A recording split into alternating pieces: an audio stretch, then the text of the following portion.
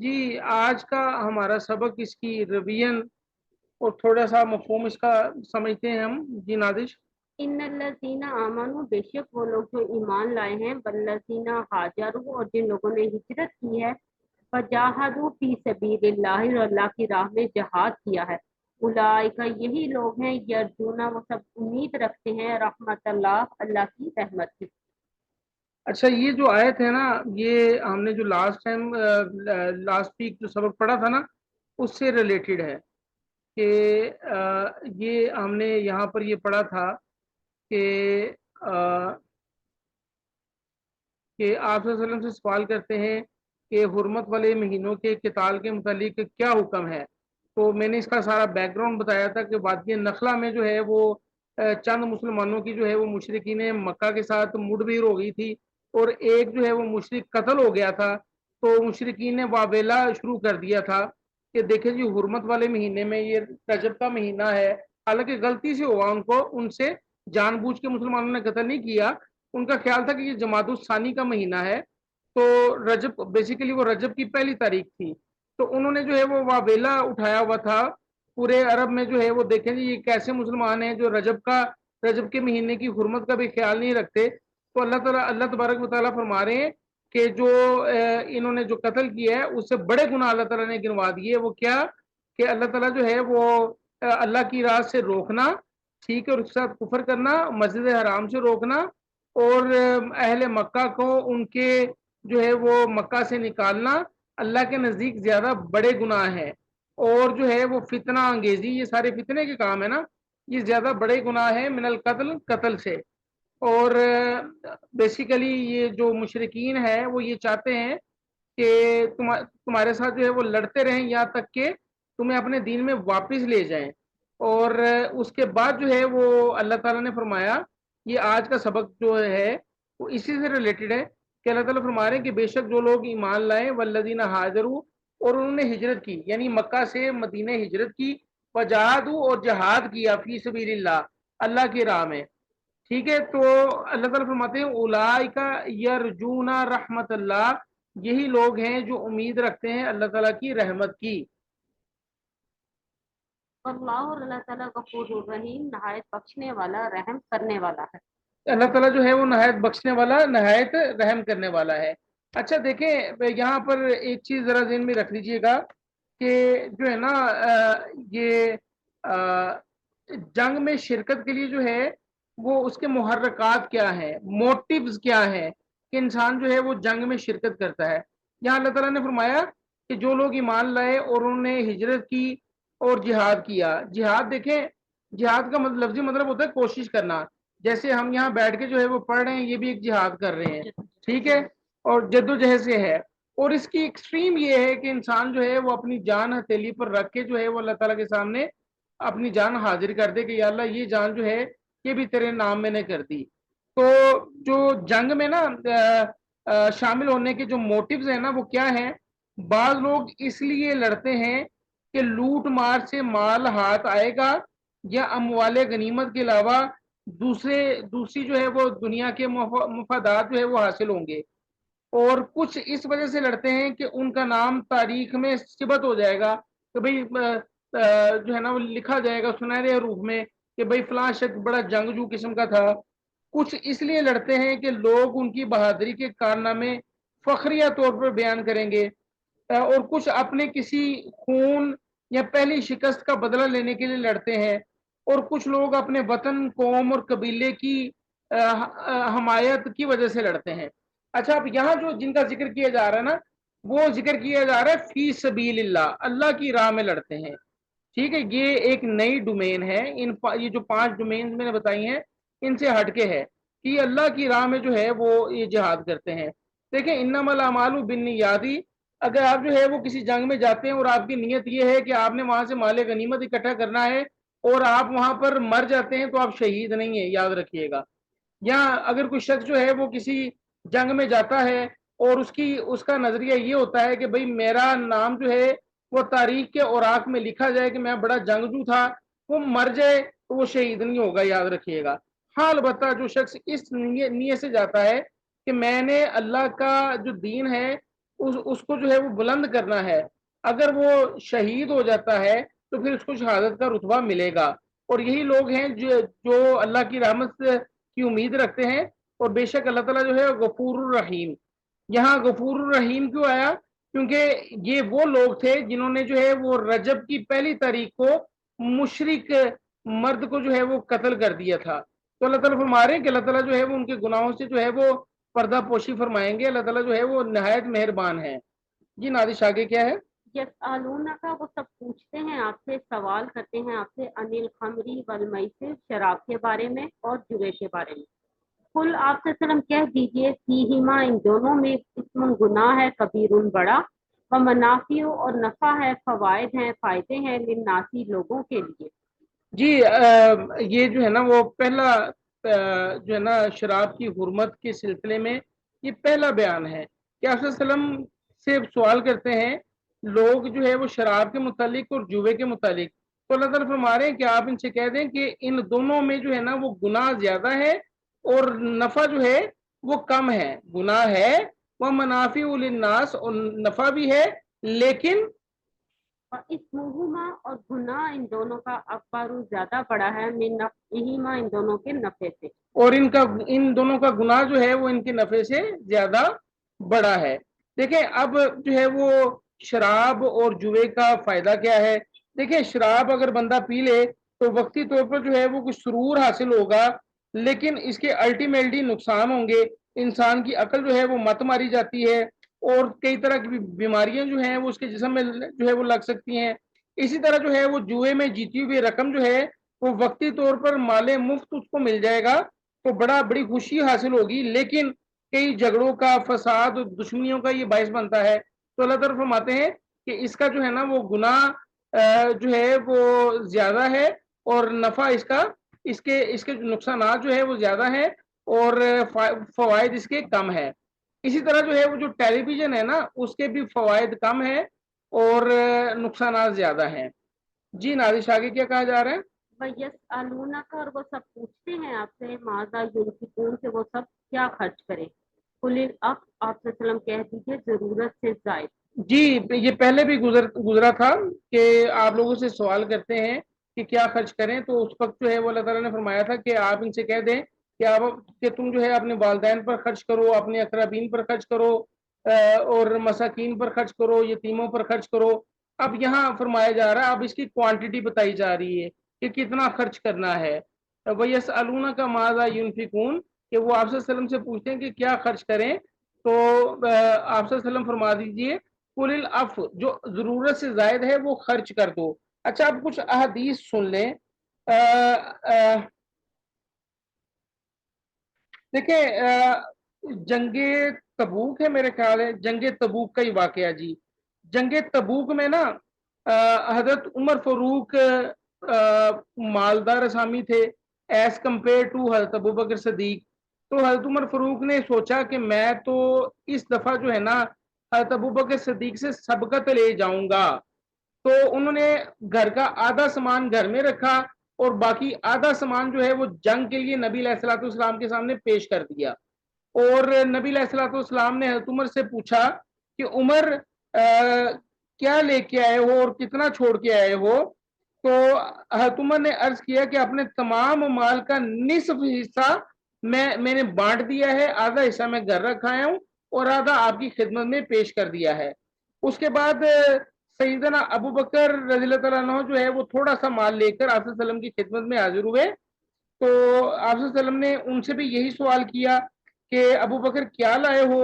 عرض کیا کہ سب کچھ ہی لے آیا ہوں، گھر میں بس اللہ اور اس کے رسول کا نام ہی باقی ہے.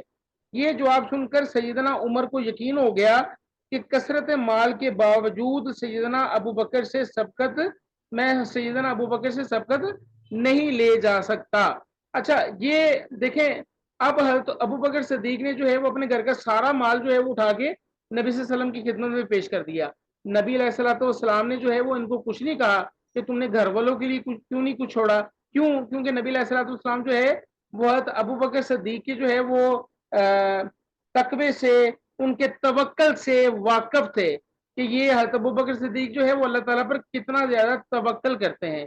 پیرللی کنورسلی ایک اور جو ہے وہ واقعہ سنے حدیث کی روح سے کہ ایک شخص ایک انڈا بر سونا لایا، یعنی انڈے کے برابر نا، ایگ، EGG ایگ، انڈے کے برابر جو ہے وہ سونا لایا اور کہنے لگا کہ مجھے یہ کسی کان سے ملا ہے اور میں یہ صدقہ کر رہا ہوں اور اس کے علاوہ میرے پاس کچھ نہیں ہے۔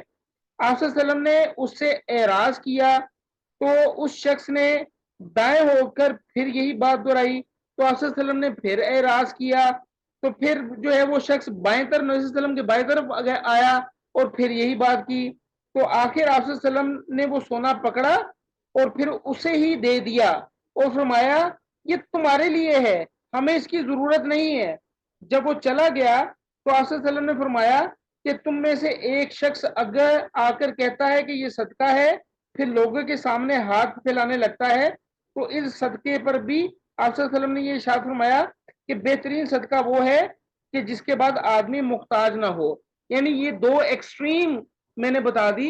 ایک حضرت ابوبکر صدیق کا کیس ہے جس میں جو ہے وہ حضرت ابوبکر صدیق جو ہے وہ گھر کا سارا سامان لے آئے ہیں، لیکن ان کا توکل اتنا شاندار تھا کہ وہ اس کے بعد بھی کسی شخص کے سامنے ہاتھ نہیں پھیلائیں گے۔ لیکن اور دوسری طرف جو ہے وہ ایک اور شخص جو ہے وہ اس کے پاس ایک سونا تھا، وہ لے کے آ گیا اور کہا کہ یہ میں صدقہ کرنا چاہ رہا ہوں، میرے پاس اس کے علاوہ کچھ نہیں ہے، تو نبی علیہ الصلوۃ والسلام نے اس سے وہ وصول نہیں کیا۔ ٹھیک ہے، تو بات توکل پر جو ہے وہ ختم ہوتی ہے۔ تو وَيَسْأَلُونَكَ مَاذَا يُنْفِقُونَ، کہ وہ پوچھتے ہیں آپ سے کہ کیا خرچ کریں، قُلِ الْعَفْوَ، آپ صلی اللہ علیہ وسلم کہہ دیجئے کہ جو زائد ہے وہ خرچ کر دیجئے۔ اچھا، اب ایک اور تھوڑی سی بات میں آپ کو بتانا چاہتا ہوں۔ دیکھیں جب مال و دولت بندے کے پاس ہونا تو اس وقت جو ہے وہ بندہ صدقہ بھی کرتا ہے، خیرات بھی کرتا ہے، ٹھیک ہے، ثواب تو ملتا ہے۔ لیکن جب مال و دولت کم ہونا، اس وقت جو ہے وہ جب بندہ صدقہ یا خیرات کرتا ہے نا، اس کا ایک علیحدہ ہی جو ہے وہ سواد ہوتا ہے، اس کا ایک علیحدہ ہی جو مزہ ہوتا ہے، اس کا ایک علیحدہ ہی درجہ ہوتا ہے، بشرطے کہ انسان جو ہے وہ کسی کے آگے ہاتھ پھیلانے نہ لگ جائے کہ بھئی اپنی میری جیب میں اگر 10 روپے ہیں تو 10 روپے نکال کے میں نے صدقہ دے دیا، اب گھر میں اپنے بیوی بچوں کو کیا کھلاؤں جی۔ ٹھیک ہے، تو یہ ساری چیزیں جو ہے وہ انڈر کنسیڈریشن ہونی چاہیے۔ کذالک، اسی طرح یبین اللہ، بیان کرتا ہے اللہ تعالیٰ، لکم الآیات، تمہارے لیے آیات، لعلکم تتفکرون، تاکہ تم سب غور و فکر کرو۔ اچھا اب دیکھیں یہ اللہ تعالیٰ نے اپنی آیات جو ہے وہ بیان کر دی ہیں، ٹھیک ہے، کہ ایک تو جو ہے وہ خمر اور میسر کے متعلق، ٹھیک ہے، اور پھر جو ہے وہ خرچ کرنے کے متعلق اللہ تعالیٰ فرماتے ہیں کہ لعلکم تتفکرون، تاکہ تم جو ہے وہ فکر کرو۔ اور اس سے اگلی آیت بھی اسی سے ریلیٹڈ ہے، پھر دنیا والآخرہ، کہ دنیا کے حوالے سے بھی فکر کرو اور آخرت کے حوالے سے بھی فکر کرو۔ یعنی جب تم نے خرچ کرنا ہے نا تو یہ نہ ہو کہ دنیا میں جو ہے وہ تم محتاج ہو جاؤ، ٹھیک ہے، اور جب تم نے خرچ کرنا ہے نا تو تم یہ ذہن میں رکھنا کہ یہ تم آخرت کے لیے بھجوا رہے ہو، ٹھیک ہے، لعلکم تتفکرون فی الدنیا والآخرہ، یہ پورا یہاں پر جو ہے وہ مفہوم ختم ہوتا ہے اس کا۔ جی نادش آگے۔ وَيَسْأَلُونَكَ، اور وہ سب پوچھتے ہیں آپ سے، عن الیتامیٰ، یتیموں کے بارے میں۔ قل، آپ صلی اللہ علیہ وسلم کہہ دیجئے، اصلاح لہم، بھلائی کرنا ان کے لیے، خیر، بہتر ہے۔ وَإِن تُخَالِطُوهُمْ، اور اگر تم سب مل جل کر رہو ان سے، فَإِخْوَانُكُمْ، پس وہ تمہارے بھائی ہیں۔ واللہ، اور اللہ تعالیٰ، یعلم، خوب جانتا ہے، المفسد، فساد کرنے والے کو، من المصلح، اصلاح کرنے والے سے۔ ولو، اور اگر شاء اللہ، چاہتا اللہ تعالیٰ، لَأَعْنَتَكُمْ، ضرور سختی کر سکتا تھا تم پر، مشقت میں ڈال سکتا تھا تمہیں۔ ان اللہ، بے شک اللہ تعالیٰ، عزیز الحکیم، زبردست ہے، غالب ہے، حکمت والا ہے۔ جی یہاں جو ہے وہ اللہ تعالیٰ فرما رہے ہیں کہ آپ صلی اللہ علیہ وسلم سے سوال کرتے ہیں کہ یتیموں کے بارے میں، کہ یتیموں کے بارے میں بتائیں جی ان کا کیا کرنا چاہیے۔ تو اللہ تعالیٰ نے فرمایا کہ آپ ان سے کہہ دیجئے کہ ان سے بھلائی کرنا جو ہے وہ بہتر ہے۔ اچھا اس سے پہلے جو ہے نا یتیموں کے بارے میں جو حکم نازل ہوا وہ یہ تھا کہ یتیموں کے مال کے قریب بھی نہ جاؤ، اور دوسرا یہ کہ جو لوگ یتیموں کا مال کھاتے ہیں وہ اپنے پیٹ میں آگ بھرتے ہیں۔ اچھا اب لوگ بڑے کانشیس ہو چکے تھے کہ بھئی یتیم کے مال کے پاس نہیں جانا، اگر ہم جو ہے اس کا مال کھا لیں گے تو ہم اپنے پیٹ میں آگ بھریں گے۔ تو اللہ تعالیٰ فرما رہے ہیں وَإِن تُخَالِطُوهُمْ فَإِخْوَانُكُمْ، اگر تم سب مل جل کر رہو ان سے تو وہ تمہارے بھائی ہیں۔ یعنی اگر جو ہے وہ کوئی ایسا یتیم ہے جیسے آپ کا کوئی بتیجا ہے یا بھانجا ہے یا جو بھی ہے، وہ آپ اس کو اپنے پاس رکھیں، اس کا مال ہے، ٹھیک ہے، دونوں مالوں کو مکس کر لیں، کوئی مسئلے والی بات نہیں، اپنے مال کو بھی اس کے مال کو بھی مل جل کے رہیں اور بھائیوں کی طرح رہیں۔ ہاں البتہ اگر آپ کہیں گے نا کہ بھائی یہ اس کا مال اگر میں نہ کھا لوں تو پھر کیا ہوگا، اس کے لیے علیحدہ سے سالن پکے گا، تو روٹی پکے گی، وہ ضائع ہونے کا اندیشہ ہوگا۔ تو اللہ تعالیٰ فرما رہے ہیں کہ مل جل کے رہو، ہاں لیکن ایک چیز ذہن میں رکھنا، واللہ یعلم المفسد من المصلح، مفسدہ من المصلح، کہ اللہ تعالیٰ جو ہے وہ بگاڑ جو پیدا کرنے والے ہیں نا، اصلاح کرنے والوں کی نسبت اللہ تعالیٰ ان کو اچھی طرح جانتا ہے۔ اور وَلَوْ شَاءَ اللَّهُ لَأَعْنَتَكُمْ، اور اگر اللہ تعالیٰ چاہتا تو تم پر سختی کر سکتا تھا، یعنی اللہ تعالیٰ حکم دے دیتا کہ بھائی نہیں، بھائی تم نے مل جل کے نہیں رہنا، جو یتیم کا مال ہے بس اسی پر خرچ کرو، اپنا مال یتیم کے مال کے ساتھ مکس نہ کرو۔ یعنی مسئلہ یہ ہے کہ اگر یتیم بچہ ہے، چھوٹی عمر کا ہے، اس کو جو ہے وہ شعور نہیں ہے، تو آپ اس کو اپنے پاس بٹھاؤ، کھلاؤ پھلاؤ، اس کا مال کہیں انویسٹ کر دو، اور جو ہے نا وہ اس طرح کے معاملہ جو ہے وہ چلاتے رہو۔ بے شک اللہ تعالیٰ جو ہے وہ عزیز و حکیم، زبردست حکمت والا ہے۔ جی آخری آیت۔ ولا تنکحوا المشرکات، اور نہ تم سب نکاح کرو مشرک عورتوں سے، حتیٰ یؤمن، یہاں تک کہ وہ ایمان لے آئیں، ولا امۃ، اور البتہ لونڈی، مؤمنۃ مومن، خیر بہتر ہے، من مشرکۃ، مشرک عورت سے، ولو اعجبتکم، اگرچہ وہ تمہیں بھلی لگتی ہو، اچھی لگتی ہو۔ دیکھیں اللہ تبارک و تعالیٰ فرما رہے ہیں کہ جو ہے نا وہ مشرک عورت سے جو ہے وہ نکاح نہ کرو، ہاں البتہ اگر وہ ایمان لے آئے تو پھر اس سے نکاح کر لو، لیکن اگر وہ مشرک ہے اور تمہیں وہ پسند ہے تو اللہ تعالیٰ فرماتے ہیں کہ اس سے بہتر یہ ہے کہ تم کسی غلام لونڈی سے نکاح کر لو، ٹھیک ہے۔ تو یہ دوسرے لفظوں میں کہہ لیں کہ آج کل کے کانٹیکسٹ میں بھی دیکھا جا سکتا ہے کہ آج کل جو ہے وہ ہم مال و دولت دیکھتے ہیں کہ بھئی کس کے گھر مال و دولت زیادہ ہے، اس کے گھر ہم نے اپنا بیٹا یا بیٹی کی شادی کرنی ہے، تو ایمان سب سے پہلے یاد رکھیے گا۔ ولا تنکحوا المشرکین، اور نہ تم سب نکاح کرواؤ مشرک مردوں سے، یہاں تک کہ یؤمن، وہ سب ایمان لیں، قال عبد، البتہ غلام مرد، مؤمن مومن، خیر بہتر ہے، من مشرک، مشرک مرد سے، ولو اعجبکم، اور اگرچہ وہ تمہیں اچھا لگتا ہو۔ یعنی اور اسی طرح جو ہے وہ مشرک مرد سے جو ہے وہ تم جو ہے وہ نکاح نہ کرو یہاں تک کہ وہ ایمان لے آئیں، ہاں البتہ اگر کوئی مشرک مرد جو ہے وہ تمہیں اچھا لگتا ہے نا تو وہ بہتر نہیں ہے، اس سے بہتر یہ ہے کہ جو ہے وہ تم کسی غلام مومن سے نکاح کر لو، وہ بہتر ہے۔ اس سے کیا ہوتا ہے، اس سے انسان کا دین جو ہے وہ محفوظ ہو جاتا ہے نا، اس لیے جو ہے یہ یہاں فرمایا گیا کہ جو ہے نا غلام مومن بہتر ہے مشرک آزاد مشرک سے۔ اولئک، یہ لوگ ہیں، یدعون، دعوت دیتے ہیں، بلاتے ہیں، الی النار، آگ کی طرف۔ یعنی جو مشرک مرد اور مشرک عورتیں ہیں یہ تمہیں آگ کی طرف بلاتے ہیں، واللہ، اور اللہ تعالیٰ، یدعو، وہ تمہیں بلاتا ہے، دعوت دیتا ہے، الی الجنت والمغفرت، جنت اور مغفرت کی طرف، باذنہ، اپنے حکم سے، ویبین، اور وہ کھول کھول کر بیان کرتا ہے، آیاتی ہی، اپنی آیات، اپنے احکامات، للناسی، لوگوں کے لیے، لعلہم یتذکرون، تاکہ وہ سب نصیحت حاصل کریں، سبق حاصل کریں۔ جی اس سے بڑھ کر اللہ تعالیٰ کیا بیان کریں گے، ہر چیز جو ہے وہ کہ اے مومن مردو، اے مومن اردو، ایسے کرو ایسے نہ کرو، یہ کام کر لو، فلاں سے شادی کرنی ہے، فلاں سے نہیں کرنی، فلاں چیز کھانا ہے، فلاں چیز نہیں کھانی، فلاں چیز پینی ہے، فلاں چیز نہیں پینی، تو ہر چیز اللہ تعالیٰ نے جو ہے وہ کھول کھول کر بیان کر دی۔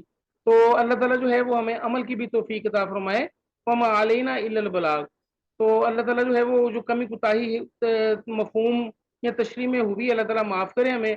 تو کوئی کوشچن ہے آپ کی طرف سے تو آپ پوچھ سکتے ہیں۔ چلیں ٹھیک ہے جی، انشاءاللہ پھر کل ملاقات ہوتی ہے۔ السلام علیکم۔ السلام علیکم۔ وعلیکم السلام۔